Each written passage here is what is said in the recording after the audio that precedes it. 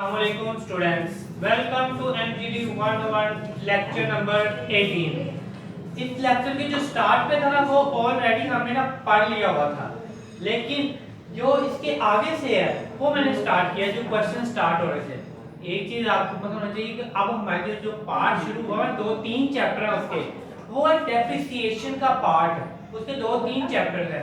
सबसे पहले एक क्वेश्चन है उसने कहा cost is equal to 1 lakh, residual value 20,000, life उसकी कितनी है 3 इयर्स, एक्सपेक्टेड लाइफ यानी कि 3 साल तक हमें अच्छा आउटपुट देती रहेगी। कैलकुलेट क्या करना, रेट बाय रिड्यूसिंग मेथड। याद रखो कि जो पीछे था ना वो हम क्या फाइंड कर रहे थे, वो जो फिक्स्ड वैल्यू वाला वो क्या था, डेप्रिसिएशन खाली फाइंड करने का था। ये है डेप्रिसिएशन रेट फाइंड करने का, वो था फिक्स्ड मेथड से, स्ट्रेट लाइन मेथड से। ये है रिड्यूसिंग मेथड से। मेथड जब तक नहीं भी याद रखना, वो है डेप्रिसिएशन फाइंड करने का फॉर्मूला और ये डेप्रिसिएशन रेट फाइंड करने का फॉर्मूला है। दोनों को आपने अच्छी तरह याद, वो डेप्रिसिएशन और ये डेप्रिसिएशन रेट फाइंड करने का। इसका क्या फॉर्मूला है, 1 minus n root rv over c। 1 minus n आ रहा है, n यानी होता है एक्सपेक्टेड लाइफ। लाइफ कितनी थी 3 years, residual value 20,000 divide by c यानी कि कॉस्ट 1 लाख। तो ये इसको सोल्व करेंगे, 20,000 को पहले 1 लाख से तो आगे 0.2, तो फिर ये आपने इसका क्यूब रूट लेना है। क्यूब रूट वो आप लोगे जब 0.2 का क्यूब रूट वो 0.5848 आ जाएगा। तो 1 में से माइनस करोगे ये, लेकिन रेट हमेशा परसेंटेज में होना चाहिए। किसी भी वैल्यू को परसेंटेज में चेंज करना है तो उसको 100 से मल्टीप्लाई करना पड़ता है, 100% से। तो इसको करोगे तो वो 42% रेट आ जाएगा। यानी कि इसका मतलब ये है कि हर साल अब हमें कितने परसेंट लेना है, 42% डेप्रिसिएशन लेके माइनस करते रहना है। लेकिन रिड्यूसिंग मेथड के अंदर क्या बताया था मैंने कि जो रिटर्न ऑन वैल्यू आती है उसके ऊपर से आपने वो रेट लेना होता है डेप्रिसिएशन का। फॉर एग्जांपल पहले कॉस्ट कितनी थी 1 लाख, डेप्रिसिएशन का रेट 42%, तो 1 लाख का 42% लिया वो 42,000 आ गया, वो माइनस कर दिया। ये होगी return down value closing balance, इसलिए क्या है क्योंकि वो उस साल का खत्म हो गया। अब ये जो आगे ट्रांसफर होगा तो यही बैलेंस अगले साल जाके क्या बन जाता है, ओपनिंग बैलेंस बन जाता है। ये आपके पीछे में लेक्चर स्टार्ट हो, लेक्चर्स में बताया हुआ, वो अच्छी तरह देख लेना। तो फिर अब हमारे पास ये बैलेंस है 58,000 कॉस्ट। अब इसका 42% लेंगे तो वो ये आ जाएगा। फिर ये हो गया क्लोजिंग बैलेंस, फिर इसका लेंगे, ये अगला ओपनिंग हो गया, इसका 42% वो ये आ गया।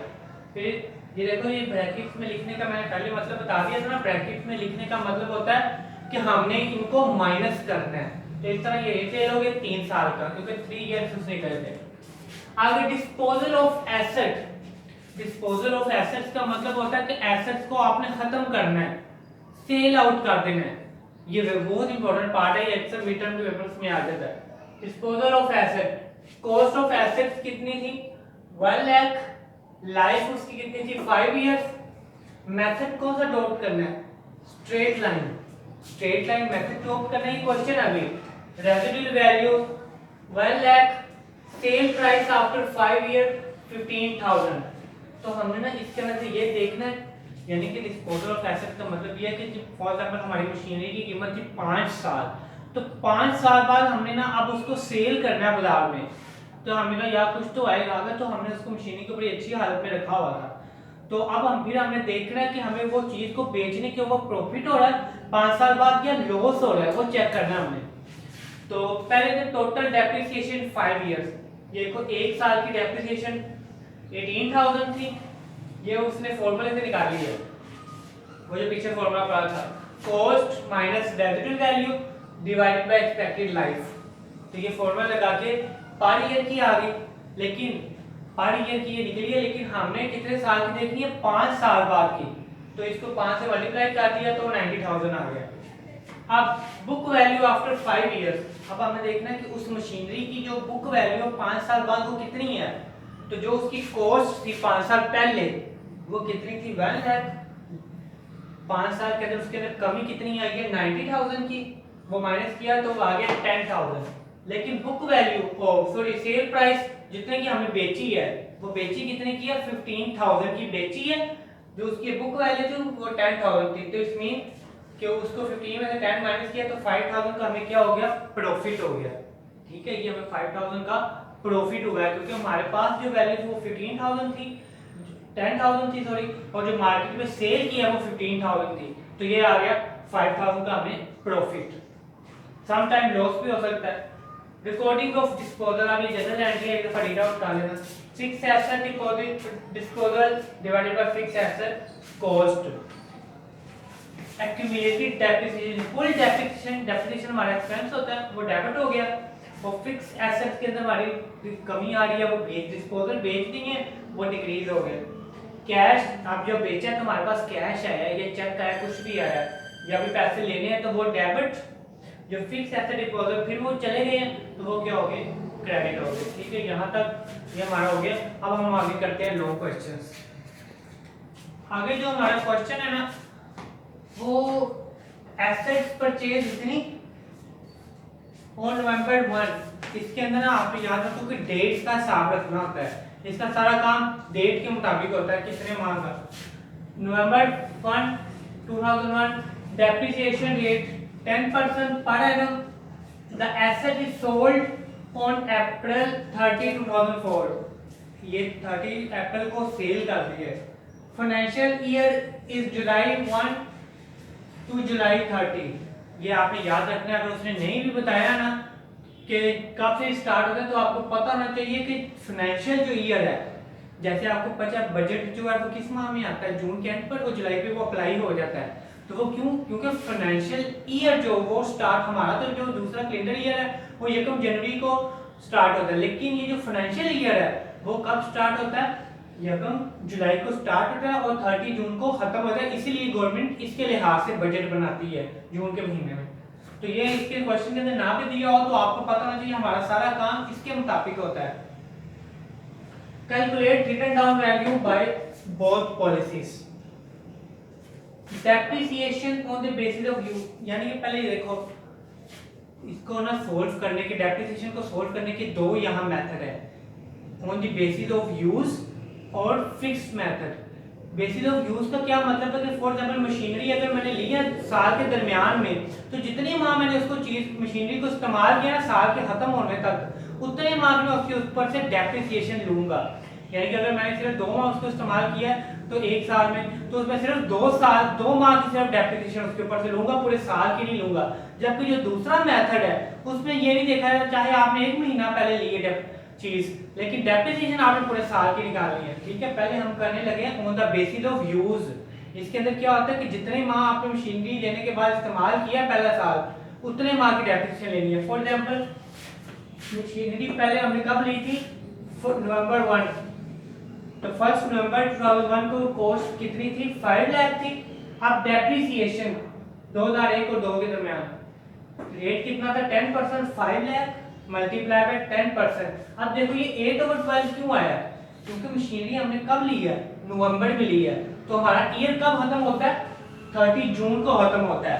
तो अप्रैल, तो नवंबर, दिसंबर, जनवरी, फरवरी, मार्च, अप्रैल, मई, जून, कितने माह पाने, 8 मंथ्स पाने हैं, इसलिए 8/12 आया है। ठीक है, ये किस मेथड में होता है, on the basis of use. तो इन सबको सोल्व करोगे तो ये आ जाएगा, ये माइनस कर देंगे, ये रिटर्न डाउन वैल्यू आ गई। फिर अगर इसी के ऊपर से 10%, अब देखो यहाँ पर मंथ्स के लिहाज से नहीं लिया होगा, क्यों, क्योंकि वो पहला साल दरमियान में हमने खरीदा था, दूसरा तो पूरा साल ही चलना है, तो इसलिए दूसरे माह के अंदर कोई भी माह नहीं है, क्योंकि उसको हमने पूरा साल यूज किया है, तो इसलिए वो पूरे साल की 10% लेके ये माइनस कर दी। फिर आखिर ये जो मंथ्स काउंट होते हैं ना, सिर्फ ये 2 चीज में इंक्लूड होते हैं, एक जब खरीदा हो, क्योंकि दरमियान में खरीदा होता है या दरमियान में बेचा होता है, तो फिर दोनों के लिहाज से महीनों का चक्कर होता है। अब तीसरे जो साल जो बेच कब दिया था, सोल्ड ऑन 30 अप्रैल। अब जून में हमारा मंथ स्टार्ट होता है और एंड होता है, तो अब अगले नवंबर को बेचा है, तो जुलाई, अगस्त, सितंबर, अक्टूबर, नवंबर, दिसंबर, जनवरी, फरवरी, मार्च, अप्रैल, कितने माह पाने हैं, 10 मंथ्स पाने हैं, तो 10 मंथ्स के ऊपर से वो लिया तो वो माइनस कर दिया। ठीक है, ये था on the basis of use कि जितने माह आपने चीज को इस्तेमाल किया उतने माह की डेप्रिसिएशन लेके उसको माइनस करते रहे। लेकिन जो नेक्स्ट है वो सिंपल, वो खप वाला नहीं है, वो सिंपल है कि जितने आपने चाहे दरमियान में चीज खरीदी है, जब मर्जी खरीदी है, डेप्रिसिएशन पूरे साल के लेंगे। सिंपल कॉस्ट 5 लाख, डेप्रिसिएशन 10% लेके वो माइनस कर दी, कोई इसका चक्कर नहीं है इतने मांग होगा। फिर अगले साल फिर 10% लिया, जो रेट आई है उसके ऊपर से 10% ली जाना है। ये डिस्पोजल ऑफ ईयर ये जीरो क्यों आया? क्योंकि इस साल तीसरे साल तो हमने बेच दी थी, तीसरे साल तो चीज बेच दी थी, तो वो वैसे का वैसे ही रह गया। ठीक है, अब हम आगे करते हैं दूसरे लॉन्ग क्वेश्चंस जो इंपॉर्टेंट है। फिर अब आगे हमने क्वेश्चन करने लगे हैं, उसमें एक क्वेश्चन दिया हुआ है, उसने दोनों मेथड से कहा, स्ट्रेट लाइन से भी और रिड्यूसिंग से भी। तो ये उसने पूछा, उसने ये सवाल में हुआ है कि अगर 5 साल बाद अगर हम अपनी चीज को सेल करें तो अगर स्ट्रेट लाइन वाला मेथड करेंगे तो फिर हमें कितना प्रॉफिट मिलेगा, अगर रिड्यूसिंग वाला मेथड अडॉप्ट करेगी कोई पॉलिसी, कोई कंपनी उसकी पॉलिसी है तो उसको कितना प्रॉफिट होगा। ये हमें दोनों में कंपैरिजन करना है कि किसमें कितना प्रॉफिट होता है। फॉर एग्जांपल ये सारा डाटा है, उसी तरह पहले हम करने लगे हैं स्ट्रेट लाइन मेथड। तो स्ट्रेट लाइन मेथड के लिए आपको पता था डेप्रिसिएशन फाइंड करने का क्या फॉर्मूला होता है, cost minus residual value divided by expected useful life. का फॉर्मूला लगा के ये डेप्रिसिएशन रेट फाइंड कर लिया। तो आपको पता है स्ट्रेट लाइन के अंदर क्या होता है, सिंपल है, पहले उसकी कॉस्ट लिख लेते हैं, तो जितनी डेप्रिसिएशन आती है हर साल फिर वो माइनस की जानी है। यानी कि 36,000 है, हर साल क्या करना है 36 ही माइनस की जाना है। तो 5 साल बाद ये आ गई उसकी बुक वैल्यू, बुक वैल्यू कितनी आ गई है 20,000। तो हमने सेल कितने का किया 30,000 का, तो इट्स मीन कि हमें भी कितने का प्रॉफिट हो रहा है यहाँ पर 10,000 का स्ट्रेट लाइन मेथड से। अब रिड्यूसिंग के मुताबिक आपको पता है पहले रेट निकालना पड़ता है। रेट का फॉर्मूला क्या था 1 minus n under root RB over C। 1 minus 5 इनकी वैल्यू पुट कर दी इज इक्वल टू आ गया 30। अगर ये आपसे ना सोल्व होगा तो आपने मुझे कमेंट्स में बता देना है, तो मैं ये आपको पूरा सोल्व करके बता दूंगा 37% किस तरह है। अब इसी तरह पहले कॉस्ट लिखी, उसके बाद डेप्रिसिएशन निकाली इसकी 37%। एक्यूमुलेटिव तो वैसे ही आ जाती है क्योंकि एक्यूमुलेटिव डेप्रिसिएशन का मतलब होता है पिछली जमा करना, तो वो माइनस की 74,000 ये आ गया। अब इसके ऊपर से लिया ये आ गया, इसका जो हमारी टोटल वैल्यू निकलती जा रही है वो क्या कर रहे हैं उस लिहाज से 37% लेते जा रहे हो। ये कैसे निकल रही है, हर अगली वैल्यू को प्लस करके, यानी कि 74 के अंदर ये प्लस करना है, फिर इसके अंदर ये प्लस करना है, हर अगली वैल्यू प्लस करके क्या हो रहा है डेप्रिसिएशन, एक्यूमुलेटेड डेप्रिसिएशन निकल रही है। ठीक है, तो फिर ये 5 साल बाद बुक वैल्यू ये आ गई, तो सेल प्राइस बेचे कितने की थी वही सवाल है 30,000 का, तो माइनस किया 10,151, उसमें कितना आया था 10,000। इसमें सिर्फ इतनी बड़ी कंपनियों में इतना फिगर का कोई फर्क नहीं होता। तो इट्स मीन हम ये कह सकते हैं दोनों मेथड क्या होते हैं अपनी जगह पे ठीक होते हैं। ठीक है, आप इन शॉर्टकट पूरे लेक्चर का निचोड़ आपको पता चल गया कि दो मेथड थे, एक स्ट्रेट लाइन और एक रिड्यूसिंग। स्ट्रेट लाइन में वो डेप्रिसिएशन वाला फार्मूला लगा के हर साल वो माइनस की जाना है, लेकिन रिड्यूसिंग के अंदर रेट निकाल के जो रिटर्न ऑफ वैल्यू निकलेगी उसके ऊपर से उसका रेट हर साल लेना होता है जितने परसेंट हो। और on the basis of use में क्या था, जितने माह आपने यूज की है उतने माह की डेप्रिसिएशन लेनी होती है, लेकिन फुल मेथड के चाहे आप दरमियान में लिए आधी माह में लिए पूरे साल की माइनस करनी है। ठीक है, लेक्चर थोड़े लेंथी हैं, अगर आपको फिर भी कोई प्रॉब्लम हो तो आप कमेंट्स में पूछ लो अच्छी तरह, क्योंकि ऑनलाइन सारा कुछ क्लियर नहीं होता। आप जितना कोऑपरेट करोगे उतना ही आपको ये अच्छी तरह आएंगी। तो आके मैं आपको और दूसरे मेथड के क्वेश्चन सोल्व करके भेज दूँ।